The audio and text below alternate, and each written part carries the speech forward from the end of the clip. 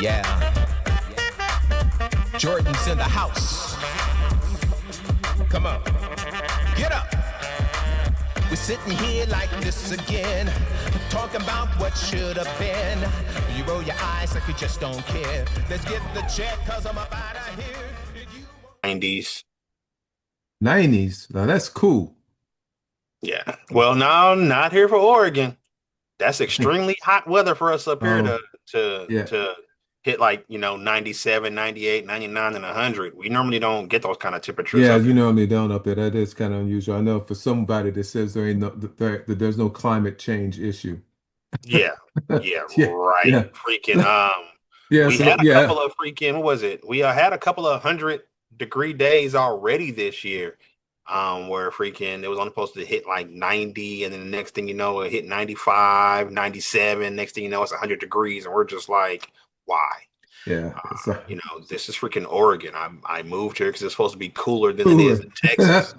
But the past few years, it really doesn't seem like it's really been that much cooler than it has been in Texas in the summer times. I mean, granted, we get the rain, we get the breaks with the rain and everything else. So, we don't have like a typical winter.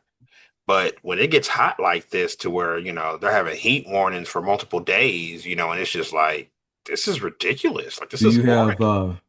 you have just a central air or do you have swamp cooler? What do you Oh, what's freaking, I your got heat? freaking two freaking air conditioning units in the main portion of the house, and then I got one in the back portion of the house. We're good. Okay. All right. So yeah, I And then know the it kids was got the, 100 and then the kids got the pool. So, 105 here, 105 here yesterday. The last year I got 108. Palm Springs just over the hill. hmm Palm Springs temperature's been like 109 to 110. It's going as high as 115. I've been there 115. It's not humid, it's dry, but hmm it's still hot. It's just like yeah, still like being inside an oven, like 400 degrees. That's what it almost feels like. So, yeah. um, I can legitimately say the worst place that I ever stayed or was ever at before, as far as like the heat, with the bad humidity as well, would be Arizona. I right. spent some time in Arizona, and that was just unbearable. I mean, it'd be 4 o'clock in the morning, and it's unbearable at 4 o'clock in the Yeah, morning. in Phoenix, I think it was 115 yesterday. Sounds about Yeah, right. 115. Nope, nope, no interest in Sounds it. about right. I'm good here, but I would like to be by the water and beach, but that water and beach price that comes with a price here, California. Yeah. That's for sure. So, how's your surgery? How did that come out? I Uh, saw the uh, pictures, so I yeah, was yeah. up. Freaking surgery came out fine. I go back Wednesday, I think it is Wednesday, for them to see if they can go ahead and remove the external pins that's still in here and everything else. Yeah. Oh yeah. Oh yeah. Here, let me Yeah, show you you. said external pins because I saw the little plate. Was So that you're right. on the outside? So like you saw what's on the inside of my Oh, arm. okay, that's on the inside. I will show you what is still on here. I'll send you that pic. That's what's still on the outside. So when I take off all of my Oh, bandaging, that's what's up under my bandaging. So I still have, so like that's why I haven't been back to work yet. you don't Because have a cat? Do you? They didn't put a cast. You don't have a cast on, do you? no, You don't. um, just it was just gauze and freaking ace wrap, and then I have a brace that I put on after all Okay, that. But right. so that's what's still going on. Okay, So that is still, uh, yeah. So I go in Wednesday to see whether, to see how she's doing, and then I'll know whether or not they can remove that and remove my stitches, and see if I'm ready to go back to work after that. Because that's the right, main reason why I haven't went back to work. If everything was just internal, I'd have been back to work. right. No ifs, ands, or buts. But when you got, post still sticking out of your arm, for various reasons, I'm not going Right. back until those are Yeah. gone. Um, Right. just from a sanitation prospect of it, like, what I'm saying, I know and trust everyone that's in my house, in my circle, and everything else. Going back to work would expose me to other people and other elements that I don't know how they take care of themselves and everything else. And with having something still exposed, I'm like, Yeah. yeah, it's best if I just keep my butt at home, because I know if I'm at home, I'm not gonna do anything. I can limit the chance of anything happening. And not only that, because of that, that's why I've been in so much pain. It's not just an internal thing. My body is also having to deal with the fact of, buddy, you got things sticking out of you. Sure.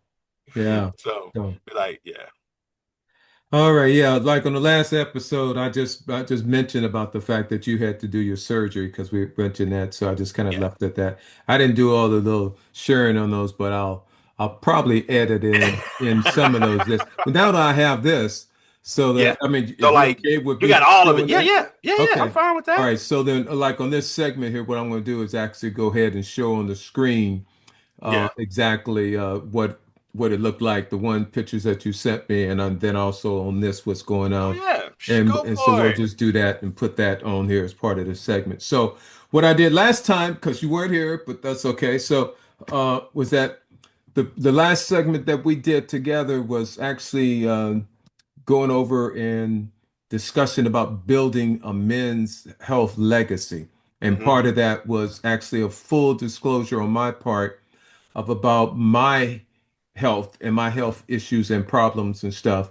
And also to address that the fact that I decided to wake up because as we were going through the charts, we were seeing that the doctor was seeing it and the doctor was telling me everything was okay, even though Right. there was things abnormal and if it wasn't to the point that I decided to take action on my own, to take personal responsibility for my health, to be preventive, that I was able to look at those. And sometimes it was really scary, especially that thing on the cholesterol. Oh That yeah. Yep. cholesterol for 10 years. People die. People Yeah. die from heart attacks and everything else because of the high cholesterol and everything. Yep. Okay. And he didn't say a And word. it's like especially for families. So my dad, so besides prostate cancer, my dad, because he used to love to bowl, he was always bowling with the postal service. So he wound up having a stroke while he was bowling. Oh, good grief. Okay, so he was bowling and started having chest pains and everything else that was going on. Uh, and that's how he died. Now my mom, she died when my junior year. I came back home for Christmas break on my junior year at Annapolis, and she went out for New Year's Eve, and she Mhm. went out. So that was when my mom and dad had split up.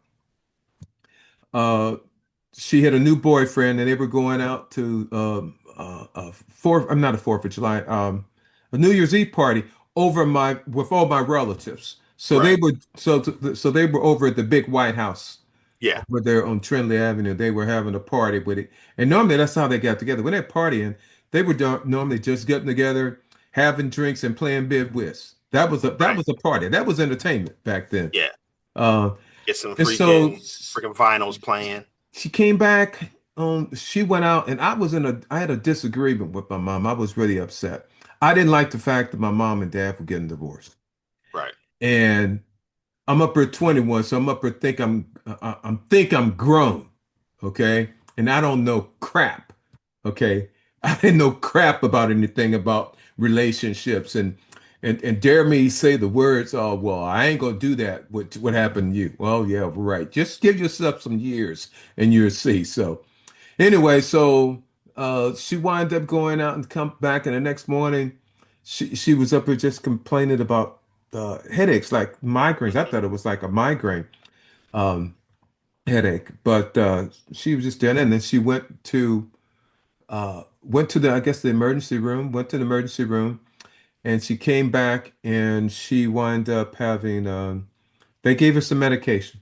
Okay, Right. so I'd only met her boyfriend briefly because I was going to school. I was in Annapolis. Right. I'm 18, 2,000 miles away, so I don't know what's going on every day. But anyway, so she's there with headaches and stuff, and then um, they wind up giving the medication and stuff, and then I um, wind up taking care of her. So I was still on my leave. I didn't have to be back into the seventh. So that was New Year's Day, the first. And so I'm taking, but the medicine or her state and her condition was that she was kind of like so whacked out of it that I had to get up to take her to the bathroom. Now that was the new experience. Okay. I ain't never been in the bathroom with my mom. Okay. But she couldn't walk. And so I had to take her and did that. And then she wasn't getting better. And so we wind up taking her. She wind up, the hospital admitted her. Hmm. And then it turned out um, that 3 days later, she didn't know who I was. Mm. And Kenny was 4 years younger than me. So Kenny was like a junior at CBC, but she didn't recognize me. Okay. And I still fully didn't understand what was going on. That the doctor, if he used the term aneurysm, I don't remember it. I Right. just knew my mom wasn't feeling right. Right. And then so I'm up here staying, and then I wind up calling back to talk to my company officer, making him aware of the situation that was going on, that my mom was in the hospital and I was going to ask for an extension.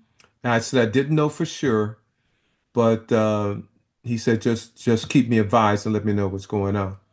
Right. And so wind up doing that, but I'm up here sleeping there in the bed.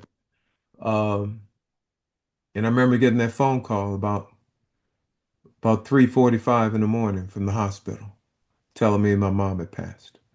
And it just hit me. It was like I said, I'm kind of groggy. I'm saying, oh, okay. And I hang up the phone. And it was like, this can't be real. Right. Did I really just get that, that call? And then I wind up not even tell, I don't remember even telling Kenny exactly what was going on. So I had my driver's license. I know in the morning I got up and uh, drove down, because then, I'm sorry, no, I didn't drive her car. I had my car. I had, because of the Annapolis, when you become a junior, that they allowed you to get a student. The local dealerships Hmm. hook you up and give you a car. I mean, you can buy a car with no Right. money out your pocket and making no payments until 6 months after I graduate. But of course, they were charging interest. Oh, of course.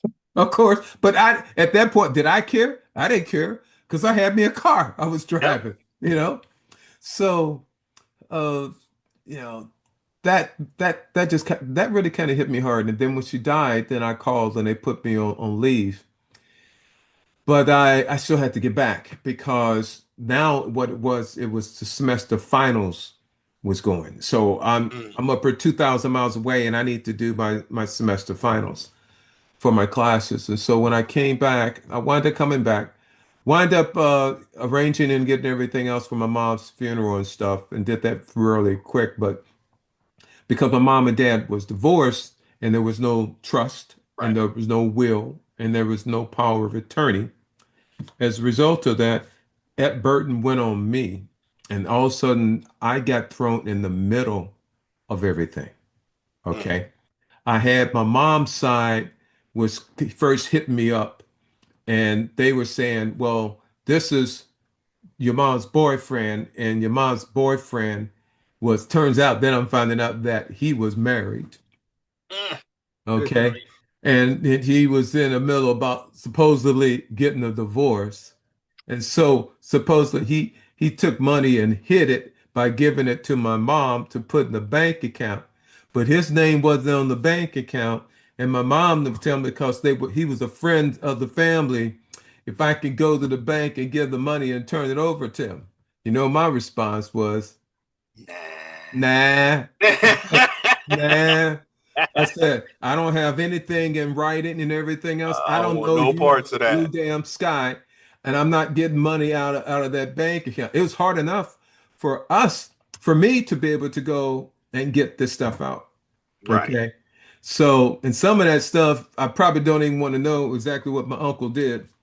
But we did wind up getting it. So I wind up Right. going through the arrangements as far as with the bank, about getting insurance. I had to do all this stuff at 21. Again, there was no ever any conversations about this type of stuff. Right.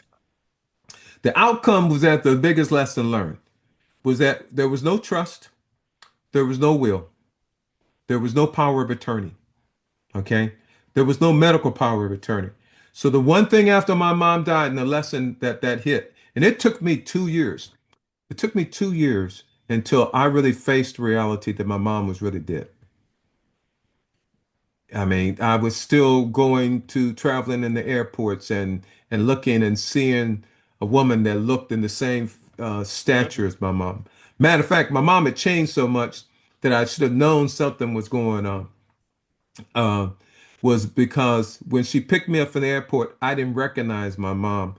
This woman walked by me, Hmm. and I was up there eyeing this woman, and it turned out she turned around and it was my mom. Okay. So she had lost weight. She had changed her hair, changed everything else. And it's just like everything else. You get somebody that's all old, and Right. all of a sudden they start changing clothes. I used to have a teacher that swore he wore the same exact outfit every day for 3 years. All of a sudden, he come back during the summer, and he's got long sleeve shirts, got a tie on. His hair is long, but now it's in a bun in the back, all nice and neat. What the heck happened? Yeah, you found Yeah, he love. met somebody. You met somebody. That's exactly what happened. So that was my first. This was my first dramatic lesson. That lesson learned uh, about in this case a lot of, for instance, as black people or the people of color, that we don't have those conversations. Mhm. Okay. And you don't have that conversations, you don't know the problems. But what I did is that right now, I have a will, I have a trust, I have a living trust, I have a will. I have power of attorney for medical and power of attorney for my finances and my bank accounts already set up. Okay. I have insurance. Okay. My mom didn't have, she only had something like $4,700, I think, for insurance that she got from her government job. Okay. So guess what? That went Burial. to her burial. Yeah. Okay. So there's a difference. Okay. So when she died, there was nothing to be passed on. Nothing. Okay. No conversations, no journal, no anything. Okay. It was that I loved her while she was here and then she was gone. And that's what's happening to the vast majority of black people. Yeah. Okay. And also people of color. But I just speak about black people from my generation. That's exactly what happened. We go through a life and we're working, maybe get a good education, getting a good job, but we're getting in student debt and everything Yep. else. But the end result is when we die, is that nothing. Okay. But now I've learned through my lessons. So I do have a will. I do have a trust. I do have an advanced health things. So I have all those things set up. So when the moment important that I die, everything's already solidified of exactly what needs to be done. Okay. So one of those things, and it, well, this is part of your little lesson of us going through and everything else, is that I intend to probably change who the executor of my state is when I come up to do my new trust. And you want to know who that person's going to be? This guy? Yep. Okay. So that's what this thing here is because we're training for all this stuff. But the same thing. So as I do and actually show you these different things in the trust and stuff, you're going to duplicate them initially. You're going to make sure that you're going to go ahead. I'm going to show you how to do it. You're going to go ahead and create the wills for you and Misty. You're going to create a living trust for you guys. We're going to take a look at your insurance and making sure there's enough insurance and stuff to take care of things. Just basically looking at things. But Right. when I organize mine, then we're going to organize yours so your house is in order. Okay. This is why this whole thing is about this generational thing. See, right now, I just shared with you a conversation that was concerning the death of my mom that we've never had. Yep. Never had. Okay.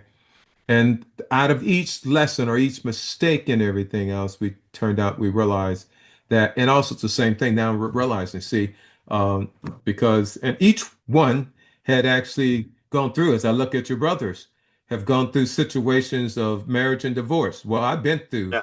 my marriages and I've been through divorce. I know how to do the process of the paperwork and stuff to take care of things and keep things in order because I've been through it. I've been through the Right. worst. Okay. So, but then it's a lesson that we're talking about doing. So this is kind of leading. So episode 5, when the one we did together was actually I was talking about my health, the history of my health. Right. Okay. Last episode that I did, I just finished editing and everything else to be released today. Is going to go out, which is episode 6. Episode 6, what I did, I continued, but what I did was that I shared my personal decisions. So when I saw all the things that was going wrong, I decided to take action, and part of that was changing my lifestyle, changing my exercise routine, changing our diet routine, changing my supplements. The amount of supplements that I take now in comparison to what I used to be, instead of going to the one a day vitamin, that's what I thought I was doing, and everything else that wasn't working on that one D3, I don't. Okay, I'm taking substantially more, You're but right. I see the results. So it's just like anything else. So why am I spending money on that? Because one, I want to live. Okay, because I'm not done yet. Okay, Right. we just started this process, but I'm going to make sure that I'm living long enough that I don't have any obstacles in my way before I finish this task. Okay, because what I'm actually here is building an asset, and that first asset I'm building is you. And out of that asset. So we're going to talk about those things there. So what I did was actually go over all the things that I currently use. One is the ones that specifically support my heart, my Mhm. cholesterol, my A1C, and my PSA, and for me also my PTSD, making sure I can get to sleep. So I'm able to eat right. I'm doing my strength training. I'm doing everything right as far as my health is concerned. And this is also with my mental capacity. I'm clicking. I'm sorry, I'm 71 years old, but I'm clicking a lot faster than most 70-year-old folks are doing. Okay, so that brings us down up into this episode. So now what we're going to do is that we're going to actually discuss, and we're going to talk about in general terms about generational wealth. So we're going to go over that briefly about what is generational wealth, what that looks like. Then I want to go over concerning mindset. Okay. Mindset is something that's very critical, and I probably kind of start out with that. That's something we're going to do. Then I'm going to talk about 2 book recommendations that we're going to go over. And so some of those I probably do. So this is, I'm giving examples. So this book goes back to 1985. No, 86, 87, 1987. When I got out of the Marine Corps off of active duty after doing select reserve, Mhm. I started getting my license for Series 7 for stockbroker. So I was out in the financial world and everything else. Okay. Not with a government job. So it was scary because I was the only breadwinner that was in the family at the time point. So in order to make a lot of people, sales is the one profession that you can get unlimited income. But in order to build a sales career, it takes time because you got to build up your clientele, and then you start to get repeating. Like, for instance, a person who wants to be successful in car sales has got to be able to stay at that same dealership for a minimum of 3 to 5 years before they Yep. can really make $100,000. If you can stay in that dealership and stay in contact of maintaining your client base, building Know information that book about of them, business. right, and keep on going back and like sending them cards and all that stuff, building that rapport and everything else at the period of about 4 or 5 years, because mainly when it depends. If you're selling cars and you put them into a 6-year contract, it's going to take you 6 years to do it. Yeah. Okay. If you're doing them on a lease, if you're building your clientele on the lease, now you're You'll getting see him them in about coming three in years. every 2 or 3 years. Yeah. So if I was going to go into car sales, I would be focusing on lease. I'm going to work and look for business owners and show them the tax advantages of lease. Okay. So that's where you're at. Anyway, there was a book that someone had introduced me. Part of it was my cousin GW, who just recently passed.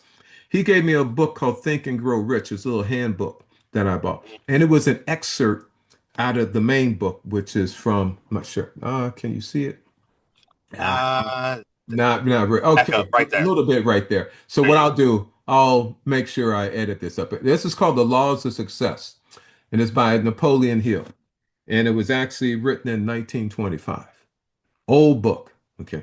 And what this is that Napoleon Hill was kind of charged, a challenge by Andrew Carnegie, which is one of the richest men in the world at that time point. And what he had to do was go around and actually interview the most successful men in the world at that time. And he was going to interview each and every one so that he could come up with some common traits that was common with all of those men. And that's what he wrote. Okay. Okay. So this book is very valuable in my mind. Someone that gave me the book, I didn't read it all the way through. That was a big mistake a lot of times. See, now I read books all the time. Okay. I'm doing book reviews and audio book reviews, at least 5 those a week in Right. comparison now. So, but this is a book that's going to be a must. Okay. And I'm going to wind up sending it to you. Okay. Okay. That's one book. That book was given to me in 1985. I have read the most important parts, in my opinion. And one of the parts in here is talks about affirmations. Okay. And that's also connected with mindset. So let me talk about mindset. Okay. Mindset, there's two. You had Carol Dweck from the University from Stanford University did a study and published a book called The Growth Mindset. And in that book, she talks about there's 2 different types of thoughts and 2 different types of people, and what makes successful people successful and failure people are always failures. And it's also talking about our brain doesn't know any different than from the words that are coming out of our mouths. So if you say that you suck, everything always goes wrong. I'm never going to have anything. I'm never going to be rich. Because all that, if you keep saying all that crap, your brain believes that shit. And then guess what? That's exactly how your life is going to be full of crap. Plain and simple. Now, I'll use a perfect example of that. Whereas I was a teacher, as a high school teacher at the alternative school, I had students come to me that had failed math for two Hmm. and a half years before they came to me. And as a junior, you needed 30 credits, and they had already failed 25 credits. So I had a year and a half to turn them around to do all 30 credits when everybody else had failed. So I would come in and I would give them a diagnostic so I could see where they were Hmm. at and do that. That was the one thing I had to learn to, I had to beg, borrow, steal, complain, or whatever to convince the administration to give me money so I can diagnose these kids so I can see where they're at. And they finally believed me. After I became a doctor, then they listened. Right. Okay. So I did that. But then the other thing is that I would give an assessment to my students. I will give them a mindset assessment as a quiz. And you take the quiz and it tells you and gives you a score. It tells you whether you got a fixed or growth mindset. Here's the difference. Fixed mindset means that there ain't nothing you can do to change. Hmm. Or no matter what you do, you're still going to be in the same old crapper. A person with a growth mindset realizes that mistakes are part of life and Yep. that failures is just stepping stones to success. And the biggest problem is that most people that fail, they always stop short because they're afraid of the failure and they won't keep trying. Okay. Like for perfect example, like a physical representation of that is this little meme I saw where the guy is digging underground and like he's digging for jewels. And on one side of the meme, you see where the guy hits the jackpot, but on the other side, you see where the guy misses the jackpot because he was literally this close and he gave up right before he broke through Yeah, to well, it. right before. Yep. Yeah. So that's what the growth and fix. So what I realized that for me to give them math right away was not going to do any good if their stinking thinking was there. So if they were still thinking like I heard the Hmm. classic statements come to my classroom. I suck at math. My mom told me that I would suck at math because she sucked at math. They can't help me. I failed every test. I don't like tests. I freak out every time I get a test. There ain't nothing that you can do. That type of crap is what I would hear, what their self-talk. So Yeah. the first thing I did was sit them down and had the quiz. And if they scored fixed mindset, because some of those kids I had came in for other reasons. It's not that they couldn't do math. It was that because I had a kid whose mom was in jail. He had two younger brothers and sisters, so he started staying at home because he had to take care of them because there was nobody for babysit or whatever. The guy was a B student, you know. So the end result was that I wind up looking at their score, and if there was a fix, I would send them, and the first thing they had to do was to take this mindset course to unprogram the crap so that they could understand that it's possible for them to change. And Right. once they got a level on that, then and only then would I put them in the math class. So you know what happened when I did that process. That little change. It used to be they would come in, and if they failed 25 credits, the first Mhm. thing that the old math teachers would do was put them in the math 1A or algebra right off the bat. Just put them back in the algebra class. Okay? That's what they did. I didn't do that.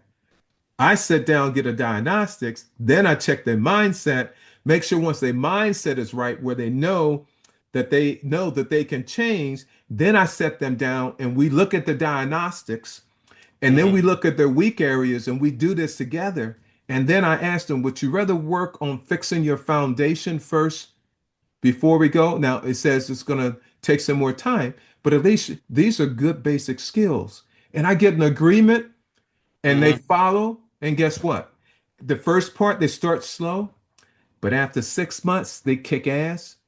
And for most of my students, they were able to come in and within 9 months have them complete all their math Nice. and not have a D and not have a C because I didn't accept C's, D's, or F's. They actually scored B's or A's. So that's what mindset is. Okay. The other book talking about mindset. So this laws of success, we're going to use this to come up with our affirmations. Okay. This is going to be something that we're going to generate a statement that what's going to happen is that every morning when you wake up, you're going to read this statement that's created for you. And every night before you go to sleep, you're going to read your affirmation. Okay. I've done that before with the Okay. 369 affirmations. Yeah. And so, but this is going to be focused on creating generational wealth. Yeah, yeah. Okay. But versus the same thing. So you've done it. So we're going to do this because it's got to be done every day and every night. Okay. That's consistently on it. The other book is this book here. And this I've one, read that. you read this. Yeah. I we actually have, I think, like two or three copies of that around the house. Yeah. So this book here, God, this was probably like the 1990, 1995 when somebody had told me about this book. But I got it and it's set on the shelves. It's set on the shelves. I mean, I've had books like that. You ever had books you bought and then you Oh yeah. get it and then you look at it and you put it on the shelf and it just collecting dust. Oh But yeah. I've done that. Okay, so this is one of those books. I pulled this out here because I had to go take both the caddies to oil change. The wife don't do that. I do that. So I had to take that. So I had to drive about 40 minutes to go take my car to the dealership. So and I knew that they had a recall on one of the cars. So it was going to Mhm. take some time. So I took my material. I got there and I did that first chapter in that book, and I said, I'll be damned. I said, and especially what the best part I like about it, matter of fact, I'm going to share my screen on this one. This is the best part that I really liked about that I'm going to share. Let's see, where is it at in Kindle? Okay, this is the part that I liked. And Oh this yeah. is an eye-opening experience. So this first, this is the income and balance statements. Oh yeah. Income versus expenses, assets against liabilities. Businesses use this all the time as far as being able to qualify for loans. But this is the general concept. But what I liked about it was that it was so true. Because in this very first one, it says the cash flow pattern of a poor person. We get a job, we getting it for income. They give us a salary, Hmm. and that salary goes straight down here to do what? Expenses. Yep. For taxes, paying rent, paying food, paying your transportation and clothes. And for the most part, that's where we would live in paycheck to paycheck. if you weren't getting enough income, then you fall into some of these outside trips. And this is stuff is not in the book, but I'm going to throw it in for the real life. Is that like, for instance, payday loans? Anybody that had to get a payday loan is because that's a signal of a deeper problem that tells you that you don't have enough income to support your expenses. And when you get in that trap, people get that payday loan, and then you're going and getting it one and going back to pay the other and taking Oh out yeah. another Oh one yeah. and And it going just gets back stuck. and forth. You're in that same rut going in. And they normally Okay. don't get out of it until tax season. Yes, and don't get out of it. That's right. You don't get out of it. It's that you because you're in that cycle. And the one big thing problem is that when you're in that situation, you don't do what one of the rules were, what I call my Murphy's Law, is that if you're not saving something out of every paycheck, You're you're going to wrong. be stuck in that. You're going to be stuck in that cycle forever and ever and ever until finally you wake up. And for me, it took 40 years. Really, and I've always heard it, pay yourself first, pay yourself first. But the reason you pay yourself first so you can get out of that damn rut. Because as long as you have a job, and here's the thing, the problem is when you have a job and you make more money, what else happens? Your taxes go up because you're Mhm. going to pay more taxes. Okay. Then you start thinking, because I got more money now, I deserve a better lifestyle. Nah, you need to stay where you're at. So you don't stay where you're at. Okay. But anyway, I like that. So here, that's a wake up call on that, the income. Now, the next one is the pattern. Now, this says the middle class. Now, this is a typo because, see, this one right here is actually a pattern of a wealthy person. Because what the wealthy person does is that he has real estate, but he's not, he has real estate, but the real estate is income producing. So he's buying a duplex and he's renting them out. He Right. still has real estate, he still has a mortgage, but it's generating income. And because it's generating income, therefore that's an asset. He has stocks which are generating because they're increasing. Okay. He has bonds, which is getting interest. He has notes. He could have notes where he's lent money out to people and now he's collecting it back again. That's generating income. Or he can have intellectual property. Now, intellectual property are things that is created with his brain that are continues. Like, for instance, if you're an author, you write books, that's the intellectual property because they can generate, as an asset, generates income. Right. Okay. If you do music and you have a song that's out there and that song is producing sales, that's an income thing. So that's what the wealthy do. Okay. Next, let's see if I can go to the next one here. This is the middle class. So the middle class, they have a job, they normally have a larger salary. And then they take that because they got that larger income, and then they go out and they buy a home, but that home has a mortgage. And then they buy nice cars, but those cars have a car loan.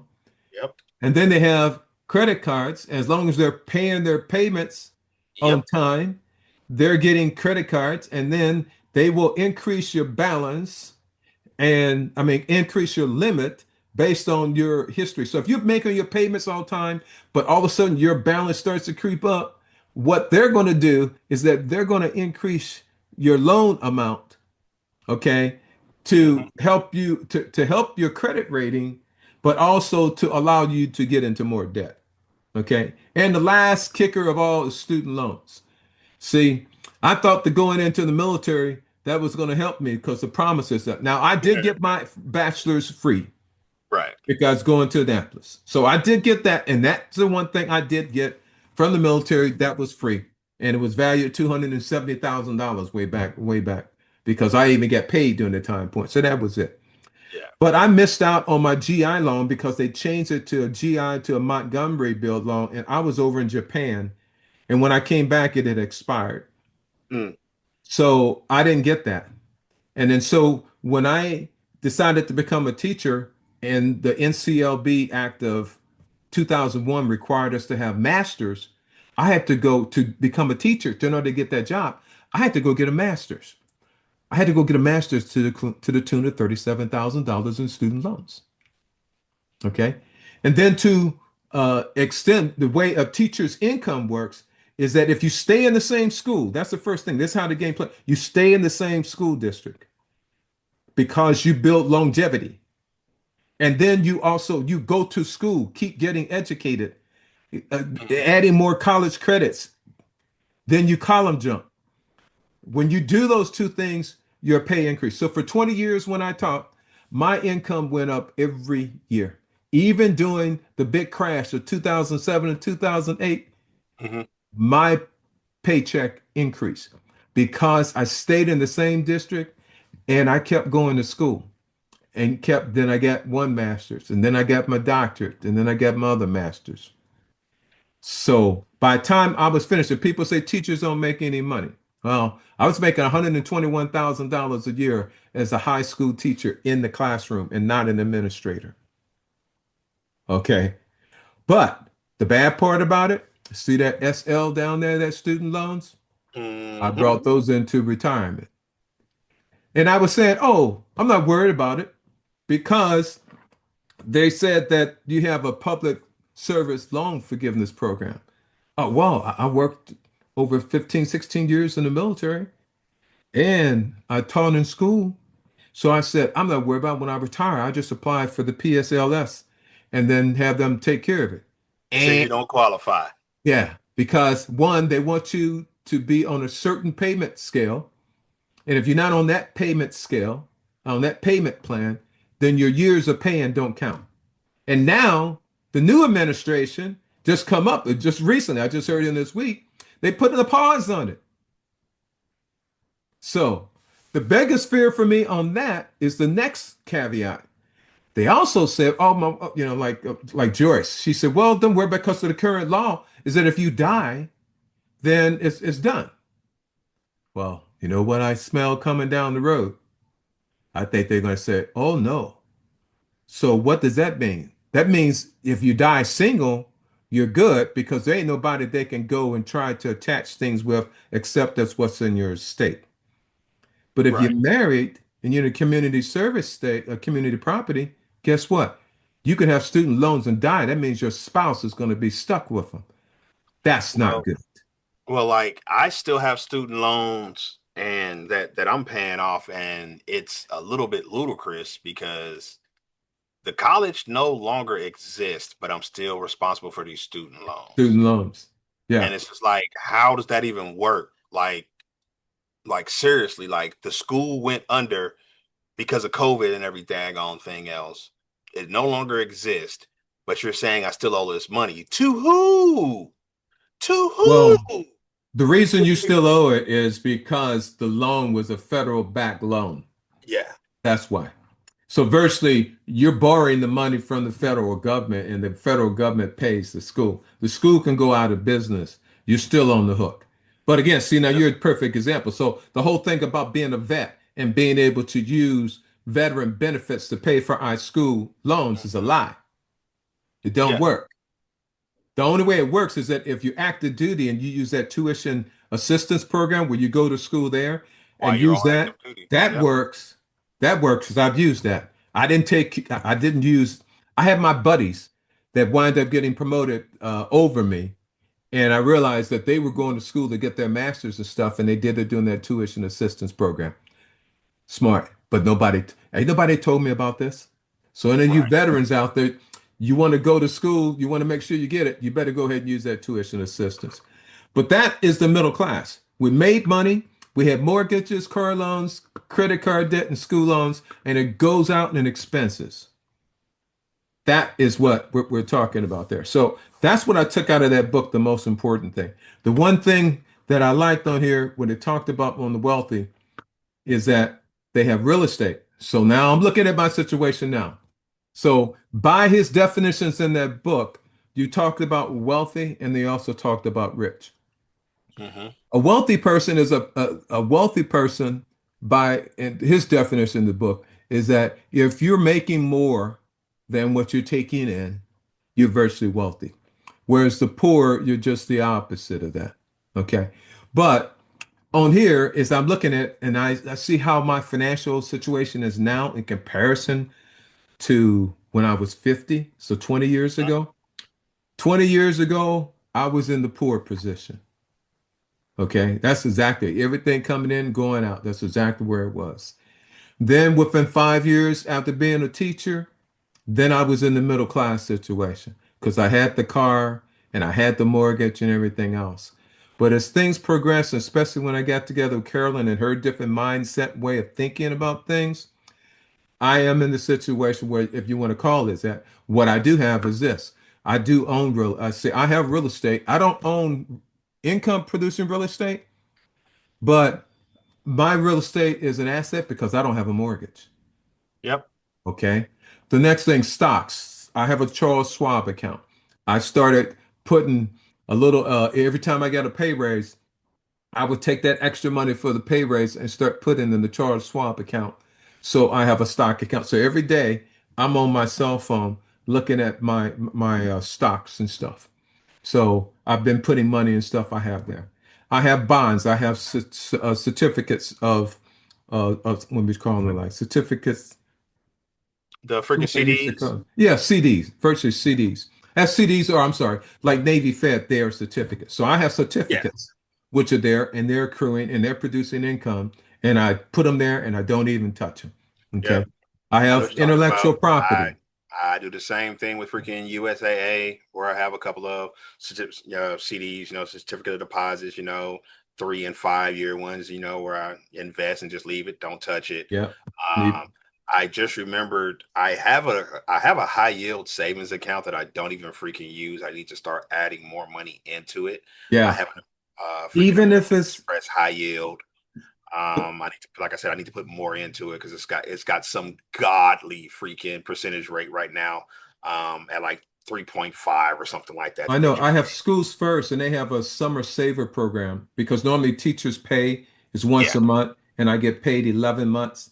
So what you do, the smart thing is that I had money taken out each of the 11 months to put aside so that during that last month, like in July, I would have a yeah, paycheck. So yeah. their summer saver program is like 4.8% is what they pay. So Nice. so every month I've been having that come out. So when I retired, I'm getting paychecks every month, from my three sources.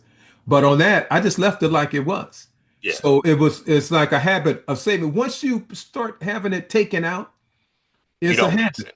So I Yeah, just you don't started miss it. increasing it. So I started out with $25 the first time, and then I went to 50. And then I went to 75, and then I did that. So right now I'm at like $700. It comes out of my paycheck every month. Right now I'm about ready to boost it up to about like a grand a month. So those are the things, assets of things that we want to be able to work on. Yep. Um, okay, so we virtually talked about a lot of these things. Let me kind of go into a little bit on generational wealth. Okay, so I mentioned before that of all the things that we need to do is is making sure we get ourselves screened. So we want to make sure we get ourselves screened. And this is one way of doing it is with Lifeline screening. So me and Carolyn are both getting ready to go and do that. And they have a package that checks out four different things. The main thing Mhm. on this is checking out your aortas. You got the three, the one up here, the one up here around your heart, and the one in your stomach, and your gut. It checks those out for the most part. But it also has a men's package. So it's like $159 for the four things that you're doing. Mhm. Again, that's tax deductible. But I would highly recommend. But they have a package which is for men, and the package for men also does the PSA in the whole package. So I highly recommend that for men. Whether you have, I mean, I think it's like 200. Last time I looked, I think it was $249 for that package. You can deduct it from your taxes, but it's well worth it. So Right. I don't care whether the person has insurance or not, they can go ahead and use that. So for those which are watching, if you can actually click on the screen or go here to that bit.ly lifeline scan, you'll be able to go right there and you can actually get access to it. So that was the one thing I want to do. The last thing I want to end up on here was talking about, so we've been talking about wellness and we've been talking about legacy. So here are the different things, examples on, um, yeah, these are the different examples of income. So these are assets. These are things that we want to start to collect and have. So we got earned income, profit income for small business, interest, we talked about those. Dividends comes from our stocks and mutual Yeah. funds. Rental income. Now, I would much rather put my income in the other ones. I actually did a rental because I actually rented one of the houses we got. But if you get an idiot in there, then it really becomes a pain in the Yeah. ass. I, It, I, I was gonna say I always yeah, told Misty the only way I had to do a rental property was if I hired a rental management rental company. management. You're right. So I much rather right now go the other means at my age. I ain't got no time or patience. Yeah, and it's a good thing I don't live in Texas. Everybody's packing. But now I see here the residual and passive income. And this one talks about affiliate marketing and memberships and where you can earn while you sleep. Social Security and pensions, I have those. Miscellaneous, I don't. I'm not good at the lotto. I do okay in the casinos, but I stay away from it. I think I probably maybe go maybe once a year if that. Now it's almost like once every 2 years if I get a chance to Right. go. I just Yeah. I do it for entertainment. I only take money that I can that I've spent and what I've seen so many people get in that trap that they're going to go there and earn money. Anytime you got to go there because you need to earn the money is when it's going to take you to the bank. The only Every time I ever went to Vegas is because Misty was winning the contest, and so she'd win the contest. We'd go to Vegas, and cool. we would have a set amount that we would already know that we're going to spend.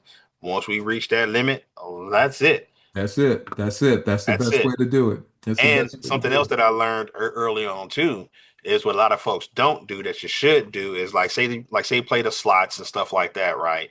Once you hit, cash your Yes, butt yeah. out. Yes, absolutely. Cash out. As soon as you hit, cash out. Yeah. That's exactly what I did. Put that freaking ticket away, Yeah, act like it doesn't exist, and go back to your, you know what I'm yeah. saying, bunch of And money never that you cash the still had to ticket. play. Yeah, that's what I would do. I would take the money and put it in. The machine hits. I take the ticket and I go. That ticket goes upstairs, and I do not go back Hmm. to that ticket. And that's And how the I tickets do get every cat day, and the tickets get cashed out the day I cashed leave. out. And so what I average in that case by doing that, uh, the lowest I've been is virtually 87%. So whatever 87% of whatever I spent, I cash back, and I just take that Hmm. money and it goes right into the bank. Okay. Sometimes I'm over it. Okay, but Yep. for the most part. I can expend 15% for the entertainment. So I do that. So those are the income. So generational wealth. This is what we're talking about. It refers to the assets, property that are passed down from one generation to the next, creating long-term financial stability and opportunities for family members. So it's often called family wealth or legacy wealth because it allows future generations to start life with financial advantages. See, my dream of one of the things here is to create a system here that we're going to pay off our student loans. And then what we're going to do, we're going to take that money that we were paying to our student loans and we're going to put it into an educational trust. And that educational trust is going to be there so that our our descendants, in your case, you have the two younger boys and everything else, okay, that's still coming up the pipe. So Yep. what's the oldest? How old is Thor? Marquitas. Marquitas will be 12 this year. Oh my God. So he's 12. He'll Okay. be 12, and then Mia will be 10 next year. Okay. All right. So there we go. So here's our motivation, and here's my motivation. I'm glad I asked that question. So he's 12. So my goals that I had already set up was for me to get done with anything concerning those loans in 3 years, was to build up the business such that's there. And at that 3 year point is that well, take that money that I was spending on the loan plus the new income that I've created that goes into the educational trust so that when they want to go to school, then we'll take the funds out of the educational trust and they never have to actually incur student loan. Okay. That's the plan on that. Okay. So there's the thing. Uh, good. Love that. Key components we talk about. So we're going to be talking about assets, education, the financial literacy. That's what we're going to be doing together. And part of that is what we're going to be doing on the show. So for all of our listeners out there, if they're listening, here's the reason to continue listening to our show. Because this show is about building a legacy and building generational wealth. So when you're tuning in every week, you're going to learn a little bit more. Insurance and estate planning, I actually have my licenses. I had my licenses concerning insurance and stuff. But this thing about life insurance, wills, and trusts, I mentioned earlier that we're going to go ahead and get you set up as I'm doing mine.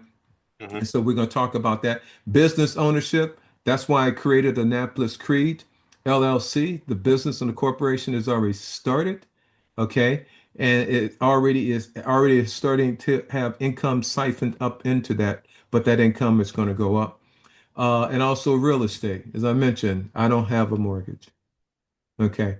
So the idea is to be able to pay down the houses and stuff that we got so that we create those assets, and those are things we're going to work on. And why? Because we want to give future generations a head start. We want to have them avoid student loans, also avoid the burden about purchasing a home. We want to allow them to build financial security. We want to be able to create a legacy and ability for funding future goals, okay, about doing things, about us being able to give back as the income is generating. We will be able to pick charities or nonprofit organizations that we want to funnel money into. Like one thing I'm thinking about here was an organization called the 100 Men Club, where in the community areas where they had young black men, they were pulling together to get them off the streets. So now I'm talking about creating a course, a master course that I've started the framework on. It's called Legacy. It's called Building a Legacy Masterclass. That's an asset. So the stages that you go through as we're going to build this out, and this is what's going on. First we're going to do is get involved in what we call affiliate marketing. Affiliate marketing is something, a product that somebody else has that they give me permission to market. Just like for instance, the like with Lifeline, okay? Anytime we give a referral and stuff off that, and someone who happens to sign up with that service, that can be like an affiliate. I have other things that we're doing that I have already set up. I have 11 passive income streams that I have already set up that we're going to be executing here doing this next year. Uh, but what happens, you use their stuff first. But Right. while we do it, the most important thing on building the business is that we're going to build a list of clients. So before I refer anyone to any affiliate offer, we're going to set up a situation where we are collecting their information, their email, their contact information on our list. And the reason is this. If the business or the other affiliate falls out, I don't care. You want to know why? Because the business is in the list. Okay. That's why when I first started out, I started out with my books, and I've been doing my books and marketing them on Amazon. The problem is Amazon's virtually getting 55% of whatever anytime the profit and stuff when I'm selling a book. The other Right. thing is Amazon knows who the customer is. I don't know who the customer is. I don't know who bought my book through Amazon Because Amazon maintains their list. because Amazon maintains that list. So when you start out, in other words, but I will have to say, it gave me a platform that made it easy for publishing my books and everything. It was a learning experience for me.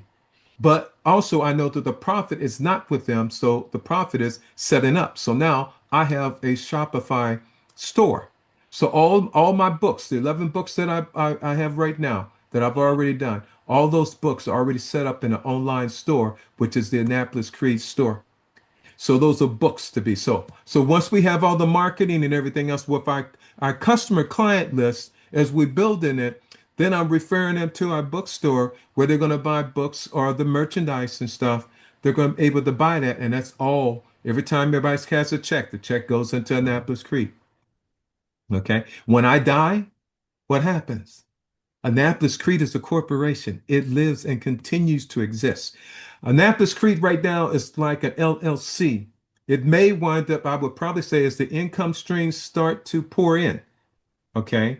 When I'm really saying, said when the income stream starts to pull in, when it starts to be at the four-figure mark, that's probably going to, I'll probably wait till the five-figure. When it's at the five-figure mark, $10,000 per month, then that business I'll probably convert it to the full corporation because then that way I can distribute shares. But the corporation continues to exist even long after I die. Right. And then it passes on. So that means because everything I'm teaching you, apart on this business structure and everything else, is what we're going to be doing with Lil Jordan. Now, Lil Jordan, the first thing him, with him having his job, does he have a job now? Not right now. Okay. All right. So the whole thing is we're going to be teaching him. So hopefully with him, uh, we can have him follow on these things on the affiliates and stuff that we're setting up. So as I set it up, then I can just set it up for him and he can duplicate and he manages it. That way he knows how to run those things. Right. So when something happens, it just passes on. And the same thing for the other two. The other two, when they come up, they're going to college. And then that's the fund, the college fund, in order to do that for them, to help them there. But we're going to do it differently. They're going to go to college for a reason, for a specific thing that they're looking for to participate in. So our bottom line is that we're going to create a legacy, the ability to fund our future goals. And the main big part of it is going to reduce the financial stress. We're going to break the cycle of living paycheck to paycheck forever. That's where we're going. And with that, I think we've had a mouthful. So, any questions? Where are we at? How do you feeling? I'm all right. Probably need me a nap. Yeah, yeah. Well, it's Saturday afternoon. Oh, so preseason's already started. All right. So speaking of preseason, yeah. Did you get to see Dion's son, Shador? Yeah, play Shador. No, yesterday? I didn't get a chance to see him, but I got it on my phone. I know Yeah. there's been so Yeah. much hype. I've been getting something on him on Smart News on my phone every single day ever since the draft. Because they tried to do that young man dirty. Yeah, There they was did. no reason for him to slip to the fifth round. Yeah, There was no reason for Cleveland to take Dylan Gabriel if they had any plans on taking Shador, because now they look like idiots. they got Because four they had quarterbacks. because check this out. They literally tried to set him up.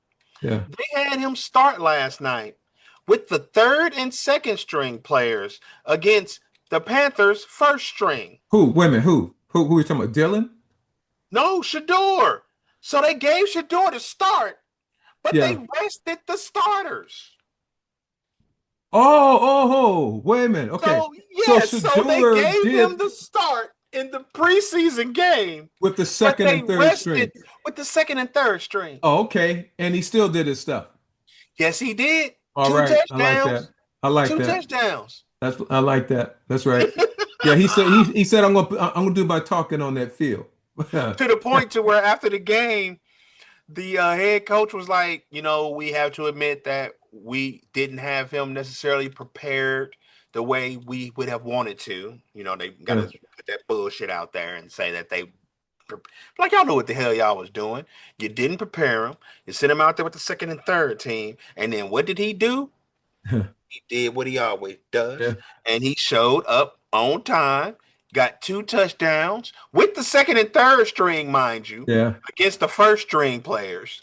Yeah. To the point where when they pulled him out the game, people stopped watching the game. Yeah. They were like, oh, shoot, y'all done pulled him out. Now ain't no point in keep watching. You know what I'm saying? Yeah. Turn the game off now. Ain't no point in watching. He led these boys to a freaking preseason victory and wasn't supposed to. Yeah. And then, so the head coach was like, they basically said that he's going to end up getting more snaps now. I wonder why. Yeah. With the first team. Oh, really? Really? Yeah, because I think Shador just went from being, they had him listed as being the fourth string going into the game yesterday. Yeah, everything had him on the fourth string. Something tells me if he's not listed as the starter, which he probably won't be, he'll probably at least be listed as the temporarily number 2 as the backup for now, is what I'm thinking, just by the way he did play.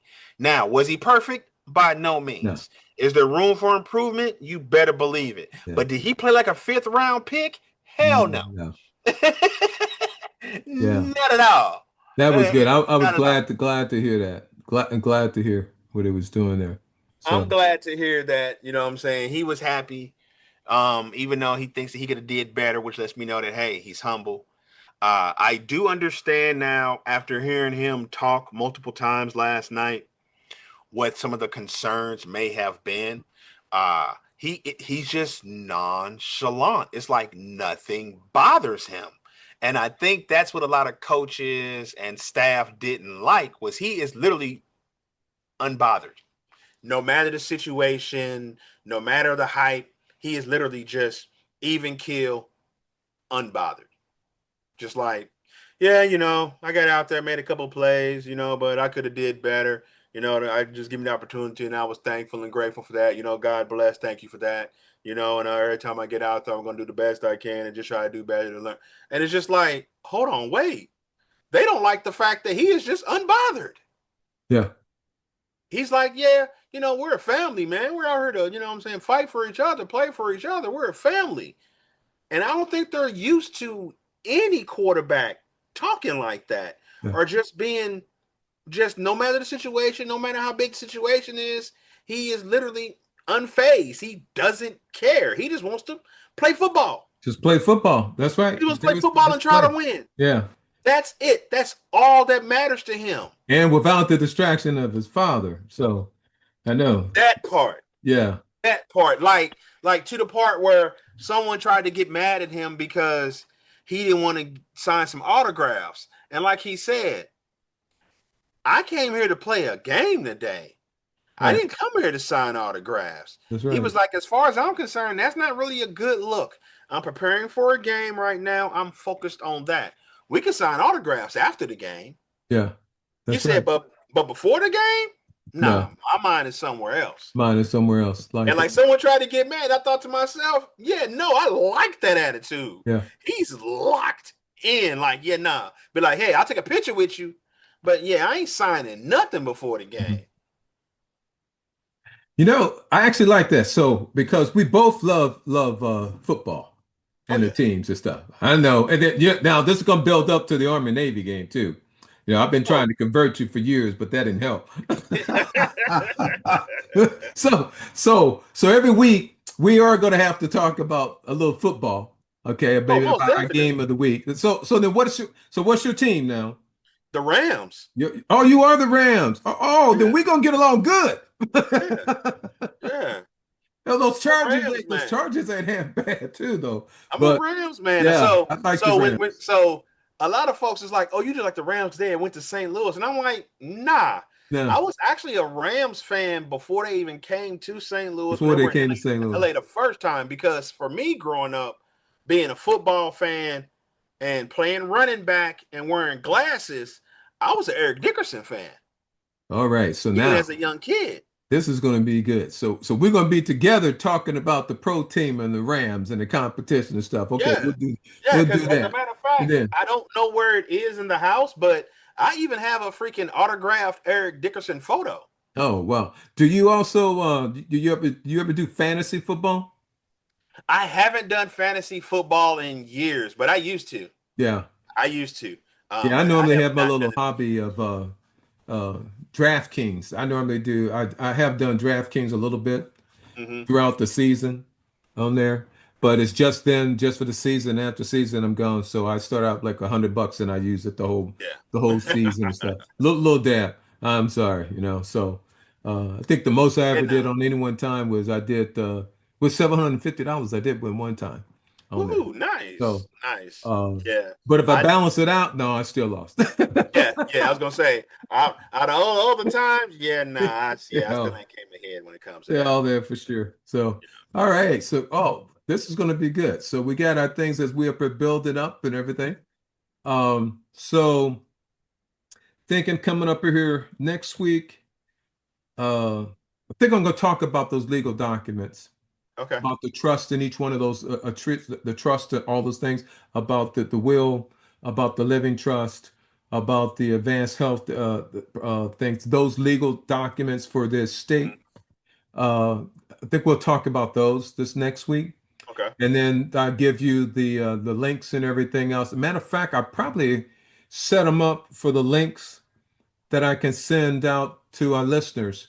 So the listeners can actually start to do that themselves. Because part of it is going to be taking inventory. Okay. So you're going to need to take an inventory. So once you do that, then you're going to actually take an inventory. So it's going to take about a week to get it done, week to 2 weeks at that. I mean, really, I can actually knock it out in a week. But in the meantime, what you could do is start to organize a folder. Probably Misty already has it. that I was gonna has say all your 9 times out of 10, liabilities. Misty has it Yeah, she already. So probably has it. So all your liabilities and everything else, all your insurance policies and stuff with their you need the amounts for the insurance, who's the beneficiaries, and also the amount and the premium. That's it. So all that type of information you can start to collect, but then we'll get together next week and on next show, and we're going to talk about how to set up the estate. And this is going to be important because as we move forward, we're going to need to make sure that that's set up correctly so that we can add the shares and everything else in from the company up under the corporate structure. So that's in there. Because the main thing is, well, that's to make sure that everything passes. Okay. Um, when my mom died, when she died, the problem was because she didn't have a will. That caused a lot of problems. And the right, other thing was that the other biggest lesson I learned on that was on your bank accounts. See, when my mom died, only her name was on that bank account, which meant that without a death certificate that takes time to get, or a without a will, you're susceptible for that's going into probate, which means that you can't get to it right away. And that's the problem.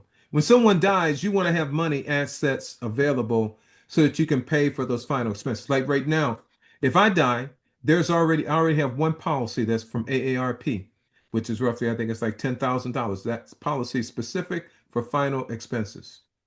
Okay. But you really want to be able to get to is that if you have the cash, you don't need the insurance.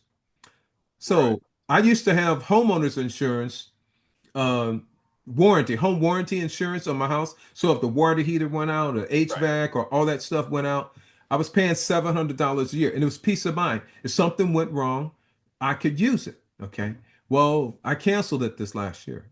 The reason is because my water heater is $2,600. I got more than $2,600 sitting around in bank accounts. So I don't need that. Matter of fact, my HVAC systems that houses normally, which mine costs $16,000, Mhm. but normally they can go between $12,000 to $16,000 to replace those brand new.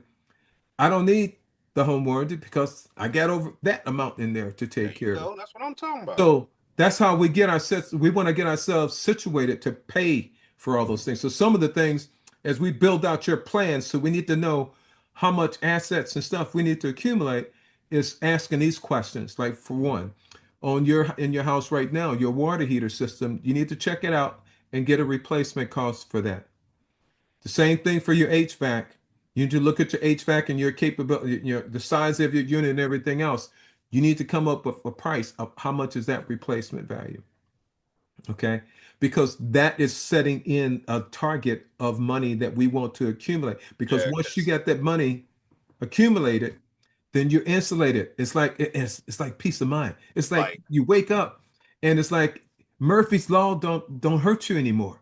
yeah, I was gonna say the hot water heater and the HVAC system and all of that stuff because we had the water because the water heater was replaced when we first moved in, so we know how much that would cost, and we had the estimate done to put a new HVAC in already because there used to be one here at one point in time. Yeah. And then it's because the house was, you know what I'm saying, ran for it and everything. And then somebody freaking absconded with the freaking condenser. Um, Oh. Yeah. uh, back when the house was being used as a rental property before the owner decided to sell it. And so I think for a brand new HVAC, brand new water heater, all of that stuff combined is like 8K, something like that. 8K. Yeah, Oh, it's how like many square feet? $8,000. How many square I feet is the house? like 14, 1,400. Okay. 1,400. Well, that's cheap on that HVAC. Yeah. But you got a single story. Yeah. Yeah, Yeah. I'm single just a, story. yeah. Yeah. Yeah, but that's what we need. So like the way I've gotten my because I had my remodeling, and that's the other thing when we're talking about on credit. Once you build your credit up and your credit's right, then you use that power of the credit. Like for instance, so when I got my um I did the floors and did redid my bathrooms and stuff. It was like $15,000. I was able to get it at 0% interest for 18 months. So you know what I did during that 0% to 18-month time Paid frame? on it. I paid it off. That's right. So when it got to 18 month, I'd already paid it off. So I use other people's money. The same thing. My solar system that I got up here, I got the solar up there, but that I have to pay like 100. I just got it. But that's a good investment because Yeah, right now that unit is producing more than what I am using. So this you're gonna is get money back. it's an asset. Yeah, this is an You're asset. gonna get See, money back. because when if I go to sell this house, if I go to sell this house, that right there, this HVAC is enough to pay not only for the electric, but also pay enough for the gas. Yeah, So it's utility free. Yeah, well, I just added $50,000 to this house by paying that $27,000 on this system that oh I'm yeah, paying for cash. So it's good to be in that situation. It took time, but it took me a time for I had to wake up. So, but my goal right now is that you're going to achieve that a lot faster. And here's the other good thing. So now you're 49, right? yep, You're 49. So I love my house. I have no intentions of moving. The main thing is because I don't have a mortgage and everything else on it. So why do I want to move? And that thing right there, my solar system is producing all my utilities and stuff. So, matter of fact, the utopia may be that it may even produce enough to pay my property taxes. there you go. Okay. So that's the only thing I do have is my property taxes. But Yeah, that's my there. property taxes just went Yeah. up. Yeah. Dag nabbit. But so this right here is part of our generational wealth plan. Because just think about that. So for instance, based on the age, and so not knowing who's living and everything else and stuff like that, Carolyn's older than me, but she can probably still outlive me. But in either case, there's assets and stuff uh, and that's what we want to be able to create. I want to be able to live long enough so that I can have it. Then I have this. So this is a home but you have to be 55 and older in order to live, in order to move in. And we don't take any vagrants in before we're dead. Because our spare bedroom is at the Holiday Inn.